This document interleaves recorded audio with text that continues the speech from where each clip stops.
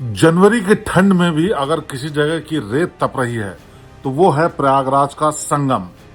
जहां आस्था का सैलाब उमड़ता है वहां विवादों का ज्वालामुखी धधक रहा है।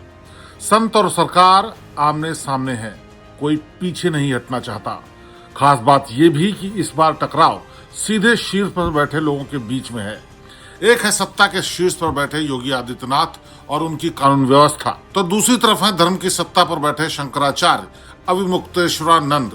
देखते देखते एक ऐसा विवाद खड़ा हो गया है जिसने सनातन धर्म की सबसे बड़ी गद्दी यानी शंकराचार्य के पद को चर्चा में ला दिया है। तस्वीरें आपने देखी होंगी, धक्का मुक्की, पुलिस का पहरा और संतों की नाराजगी। पहली नजर में लगता है कि ये सिर्फ संगम किनारे पालकी ले जाने की जिद है, लेकिन इसकी जड़ें बहुत गहरी हैं। यह लड़ाई सिर्फ एक स्नान की नहीं बल्कि उस वैधानिकता की है जिस पर सुप्रीम कोर्ट तक में केस चल रहा है। आज की इस स्पेशल रिपोर्ट में हम समझेंगे कि आखिर क्यों मेला प्रशासन ने एक संत से पूछ लिया कि साबित करो कि तुम शंकराचार्य हो। आज हम इस पूरे धार्मिक दंगल की परतें खोलेंगे, इसीलिए शुरू करते हैं। इससे पहले कि हम विवाद पर आए, ये समझना जरूरी है कि शंकराचार्य आखिर होते कौन है। आज से लगभग 1200 साल पहले जब भारत में अलग अलग मतों और दार्शनिक बहसों के कारण धर्म बिखर रहा था, तब आदि गुरु शंकराचार्य का उदय हुआ। उन्होंने पूरे भारत की यात्रा की और शास्त्रार्थ के जरिए सनातन धर्म को एक नई दिशा दी। उन्होंने भारत के चारों कोनों में 4 मठों यानी पीठों की स्थापना की। उत्तर में ज्योतिष पीठ, दक्षिण में श्रृंगेरी, पूर्व में पुरी और पश्चिम में द्वारका। इन मठों की स्थापना का मकसद था धर्म की रक्षा करना, वेदों का प्रचार करना और समाज को सही दिशा देना। जो इन पीठों का प्रमुख होता है वही शंकराचार्य कहलाता है। शंकराचार्य बनने का एक कड़ा सिस्टम है। इसमें सन्यासी होना, शास्त्रों का प्रकांड ज्ञान होना और बाकी पीठों की सहमति होना अनिवार्य है। इसी प्रोसेस को लेकर आज प्रयागराज में तलवारें खिंची हुई हैं। अब बात करते हैं अभी के बवाल की। मौनी अमावस्या के पावन मौके पर स्वामी अविमुक्तेश्वरानंद सरस्वती और उनके अनुयायी पालकी में बैठकर संगम स्नान के लिए निकल रहे थे। पुलिस ने सुरक्षा और क्राउड मैनेजमेंट का हवाला देकर उन्हें रोक दिया। प्रशासन का कहना था कि आप पैदल जाइए, पालकी से भीड़ बढ़ेगी। यहीं से बात बिगड़ गई, धक्का मुक्की हुई और अविमुक्तेश्वरानंद जी धरने पर बैठ गए। उन्होंने कहा कि गंगा स्नान मेरा जन्मसिद्ध अधिकार है, क्या अब इसके लिए भी परमिशन लेनी होगी। लेकिन मामला तब और गर्मा गया जब मेला प्रशासन ने उन्हें एक नोटिस थमा दिया। इस नोटिस में साफ पूछा गया कि क्या वाकई आप शंकराचार्य हैं, इसे साबित करने वाले दस्तावेज दीजिए। ये एक बहुत बड़ा डायरेक्ट अटैक था जिसने पूरे विवाद को कानूनी मोड़ दे दिया।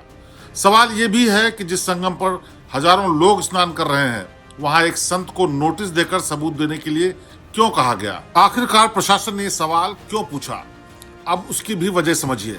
इसके पीछे की ग्राउंड रियलिटी 2022 से जुड़ी है, जब द्वारका और ज्योतिष पीठ के शंकराचार्य स्वामी स्वरूपानंद सरस्वती जी ब्रह्मलीन हुए तो उनके शिष्यों के बीच उत्तराधिकार को लेकर खींचतान शुरू हुई। स्वामी अविमुक्तेश्वरानंद को ज्योतिष पीठ का प्रभार मिला, लेकिन यहाँ पर एक पेच है। ज्योतिष पीठ का पद 1953 से ही विवादों में रहा है। विरोधी गुट और अखंड परिषद का कहना है कि अविमुक्तेश्वरानंद जी का अभिषेक नियमों के खिलाफ और जल्दबाजी में हुआ। मामला सुप्रीम कोर्ट पहुंचा और कोर्ट ने उनके पट्टाभिषेक पर स्टेटस को यानी यथास्थिति बनाए रखने का आदेश दिया। इसी वजह से प्रशासन उन्हें वो प्रोटोकॉल और सम्मान देने में हिचकता है जो एक स्थापित शंकराचार्य को मिलता है। अविमुक्तेश्वरानंद के बारे में एक खास बात यह भी है कि वो पिछले 1-2 साल से गोहत्या और अधूरे राम मंदिर के प्राण प्रतिष्ठा कार्यक्रम को लेकर सरकार पर निशाना साध चुके हैं। वो अक्सर अपने प्रखर राजनीतिक बयानों के लिए सुर्खियों में रहते हैं। इस विवाद में घी डालने का काम किया राम मंदिर प्राण प्रतिष्ठा के समय हुए विवाद ने। आपको याद होगा जनवरी 2024 में जब अयोध्या में रामलला विराज रहे थे, तब स्वामी अविमुक्तेश्वरानंद जी उन प्रमुख संतों में से एक थे जिन्होंने खुलेआम इसका विरोध किया था। उन्होंने तर्क दिया था कि राम मंदिर अभी अधूरा है और आधे अधूरे मंदिर में प्राण प्रतिष्ठा शास्त्रों के खिलाफ है। उन्होंने इसे राजनीतिक आयोजन करार दिया था। इस स्टैंड के बाद वो सीधे तौर पर सरकार और हिंदुत्व के एक बड़े वर्ग के निशाने पर आ गए। यही वजह है आज कई लोग इस माघ मेले वाले विवाद को उस पुरानी खुन्नस या एंटी गवर्नमेंट रुख की सजा के तौर पर भी देख रहे हैं।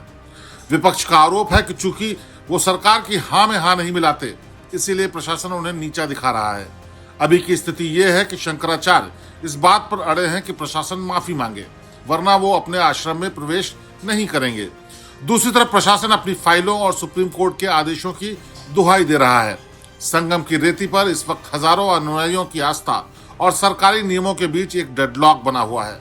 सुरक्षा व्यवस्था के लिए एक बहुत बड़ा सिरदर्द भी है, क्योंकि माघ मेले में करोड़ों लोग आते हैं और संतों के बीच का कोई भी विवाद बड़ी अव्यवस्था फैला सकता है। हालांकि प्रशासन भी इस मुद्दे का शांति से कोई रास्ता निकाल सकता था, लेकिन संत को नोटिस देकर और उससे पहले उन्हें हटाने में बल प्रयोग करके मामले को उन्होंने और संजीदा कर दिया है। खास बात यह है कि अब दोनों पक्ष यानी सरकार और संत दोनों अपनी बात पर अड़ गए हैं और कोई पीछे हटना नहीं चाहता। इस पूरे मामले में यह साफ हो गया है कि प्रयागराज का ये विवाद सिर्फ एक शिविर या पालकी का नहीं है, ये उस लेजिटिमेसी की लड़ाई है जो सदियों पुरानी परंपरा से जुड़ी है।